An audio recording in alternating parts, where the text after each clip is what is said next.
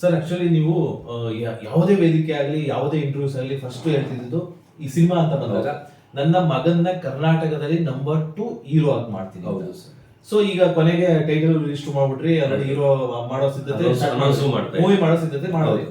ಈಗ ನೆಕ್ಸ್ಟ್ ನನಗೆ ಬಂದ ಮಾಹಿತಿ ಪ್ರಕಾರ ನೀವೇ ಯಾವ್ದೋ ಒಂದು 2-3 ಸಿನಿಮಾಗಳಲ್ಲಿ ಹೀರೋ ಆಗಿ ಆಕ್ಟ್ ಮಾಡ್ತಾ ಇದ್ದೀರಾ. ಅದೇ ಸರ್, ನನ್ನ ಮಗನ ಹೀರೋ ಮಾಡೋ ಏಜ್ ಅಲ್ಲಿ ಅವನ್ನ ಮಾಡ್ತಾ ಇದ್ರೆ ಈಗ ನಂದು ಪ್ರಚಾರ ಆಗಿರೋ ಕಾರಣ ಈಗ 2 ಪಿಕ್ಚರ್ ಅಲ್ಲಿ ಅದು ಜಾನ್ವಾರ್ ಅಂತ ಗುರುಮೂರ್ತಿ ಸರ್ದು ಮೂವಿಲಿ ಹೀರೋ ಆಗಿ ಮಾಡ್ತಾ ಇದ್ದೀನಿ. ಅದು ಬಿಟ್ಟು ಸ್ವರೂಪ್ ಸರ್ ಅವ್ರದ್ದು ಗ್ಲಾಮರಸ್ ದುನಿಯಾ ಅಂತ ಅದರಲ್ಲಿ ಒಂದು ಮೇನ್ ಲೀಡ್ ಕ್ಯಾರೆಕ್ಟರ್, ಅದು ಹೀರೋ ತರನೇ, ಅದು ಮೇನ್ ಲೀಡ್ ಕ್ಯಾರೆಕ್ಟರ್ ಮಾಡ್ತಾ ಇದ್ದೀನಿ.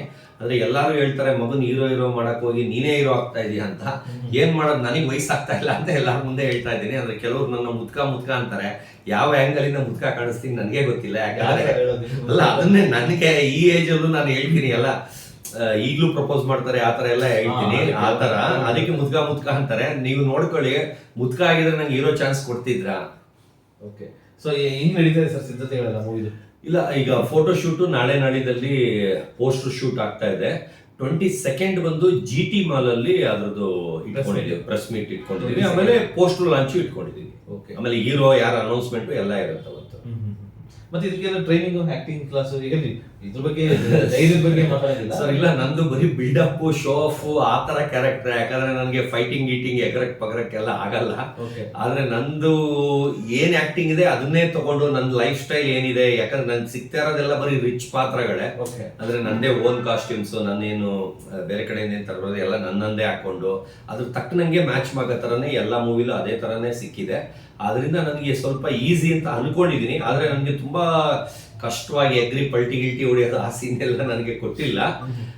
ಎಲ್ಲ ಒಂದು ಸೋಬರ್ ಆಗೇ ಕೊಟ್ಟಿದ್ದಾರೆ. ಯಾಕಂದ್ರೆ ಆತರ ಕ್ಯಾರೆಕ್ಟರ್ ನೋಡೇ ಒಪ್ಕೊಂಡಿದ್ದೀನಿ ನಾನು.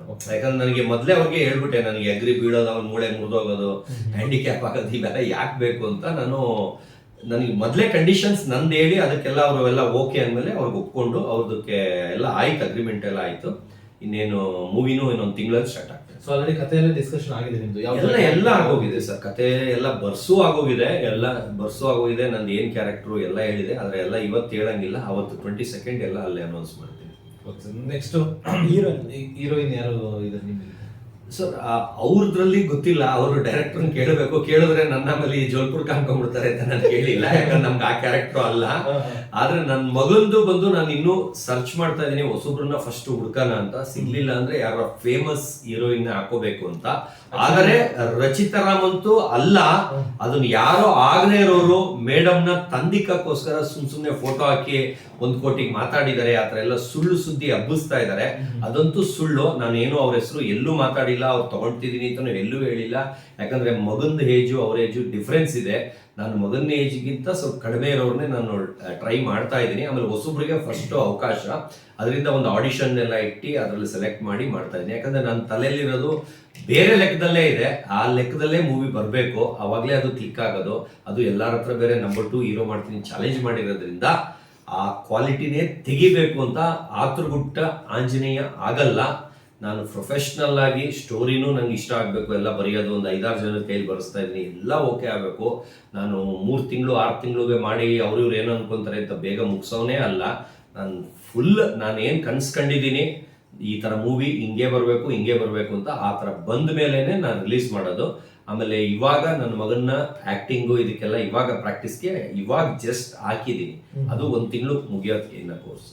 ಸರ್ ಆಕ್ಚುಲಿ ಇದೊಂದು ನ್ಯೂಸ್ ಸತ್ಯನ ಸುಳ್ಳ ಗೊತ್ತಿಲ್ಲ, ನಿವೇದಿತಾ ಗೌಡನ ಹೀರೋಯಿನ್ ಆಗಿ ಹುಡುಕ್ತಾ ಇದ್ದಾರೆ ಅನ್ನೋ ಒಂದು ಪೋಸ್ಟರ್ ನೋಡಿದೆ, ನಿಜನ ಅದು? ಇಲ್ಲ, ಅದು ಏನಂದ್ರೆ ಇಲ್ಲಿ ಕಡಿಮೆ ಏಜ್ ಅಲ್ಲಿ ಅವರೇ ಇಬ್ರು, ಯಾರು ನಿವೇದಿತಾ ಗೌಡ ಅಂದ್ರೆ ಕ್ಯೂಟ್ ಆಗಿರೋದು. ಆಮೇಲೆ ಇನ್ನೊಬ್ರು ಹೆಸರು ಮಹಾನಟಿಲಿ ಒಬ್ರು ಮಾಡಿರ್ತಾರಲ್ಲ, ಈಗ ರೀಸೆಂಟ್ ಆಗಿ ಒಂದು ಮೂವಿ ಮಾಡಿದ್ರು. ನನಗೆ ಅವ್ರಿಬ್ರು ಮುಖ ನನ್ನ ಮಗನಿಗೆ ಸೂಟ್ ಆಗುತ್ತೆ ಅಂತ ಫಿಲಿಂ ಚೇಂಬರ್ ಅಲ್ಲಿ ನಾನೇ ಹೇಳಿರ್ತೀನಿ, ಅವರಿಬ್ರು ಹೆಸರು ನಾನೇ ಹೇಳಿರ್ತೀನಿ. ಆದ್ರೆ ನನ್ನ ಟೀಮ್ ಅವರು ಇಲ್ಲ, ಹೊಸಬ್ರಿಗೆ ಹೈಟ್ ಇರೋರ್ನ ನೋಡೋಣ, ಅವ್ರ ಹೈಟ್ ಮ್ಯಾಚ್ ಆಗಲ್ಲ ಅಂತ ಡಿಸ್ಕಷನ್ ಆಯ್ತು.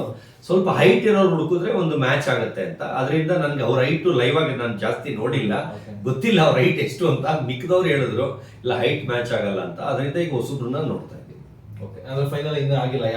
ಇಲ್ಲ, ಇನ್ನು ಫಸ್ಟ್ ಸ್ಟೋರಿ ಆಗ್ಬೇಕು ಸರ್. ನನ್ಗೆ ಫಸ್ಟ್ ಟೈಟಲ್ ಈಗ ರಿಜಿಸ್ಟ್ರೇಷನ್ ಅಪ್ಲೈ ಮಾಡಿದೀನಿ, ಅದು ಇನ್ನೂ ನಂಗೆ ಬಂದಿಲ್ಲ.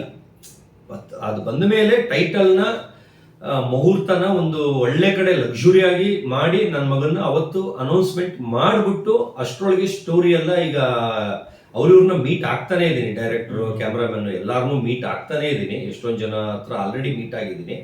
ಡಿಸ್ಕಷನ್ ಮಾಡಿದಾಗ ನನ್ನ ಥಿಂಕಿಂಗ್ ತರ ಇರ್ಲಿಲ್ಲ ಅವರು, ಅಂದ್ರೆ ಆ ಕ್ವಾಲಿಟಿ ತೆಕ್ಕೊಡೋ ತರ ಇರ್ಲಿಲ್ಲ, ಆ ತರ ಸ್ಟೋರಿ ಮಾಡೋ ತರ ಇರ್ಲಿಲ್ಲ. ಅವರು ಅದೇ ಕತೆ, ಅದೇ ಇದು ಹಳೇದೇ, ಅದೇ ಅದೇ ಅದೇ ಅದೇ ಅದೇ ಹೇಳ್ತಾ ಇದ್ರು. ನನ್ಗೇನಂದ್ರೆ ನಾನ್ ಥಿಂಕ್ ಮಾಡ್ತಾ ಇರೋದೇ ಬೇರೆ. ಆ ಲೆವೆಲ್ಗೆ ಒಂದ್ ಮೂವಿಲಿ ಒಳಗ್ ಬಿಸಾಕ್ಬಿಡ್ಬೇಕು, ಆ ಲೆವೆಲ್ಗೆ ನಾನ್ ಥಿಂಕ್ ಮಾಡ್ತಾ ಇರೋದು. ಅದರಿಂದ ಯಾರು ತುಂಬಾ ಜನ ಹೆಸರು ಹೇಳಿದ್ದಾರೆ. ಅದರಲ್ಲಿ ಯಾರೋ ಮಾರ್ಕೋ ಮೂವಿದು ಟ್ರಯಲ್ ತೋರಿಸಿದ್ರು, ಅದು ತುಂಬಾ ಇಷ್ಟ ಆಯ್ತು. ನಾನು ಆ ಟೀಮ್ನು ಹೋಗಿ ಮೀಟ್ ಆಗಿ ಮಾತಾಡಿ ಅವ್ರ ಹತ್ರ ಡಿಸ್ಕಷನ್ ಮಾಡ್ಬೇಕಂತ ಅನ್ಕೊಂಡಿದೀನಿ. ಅಂದ್ರೆ ಇನ್ನೂ ಫೋನ್ ಮಾಡಿಲ್ಲ, ಏನಿಲ್ಲ. ಆಮೇಲೆ ಆಲ್ರೆಡಿ ಆಯ್ತು ಅಂತ ಹಾಕ್ಬೇಡಿ, ಇನ್ನೂ ಹೋಗ್ಬೇಕಂತ ಅನ್ಕೊಂಡಿದೀನಿ.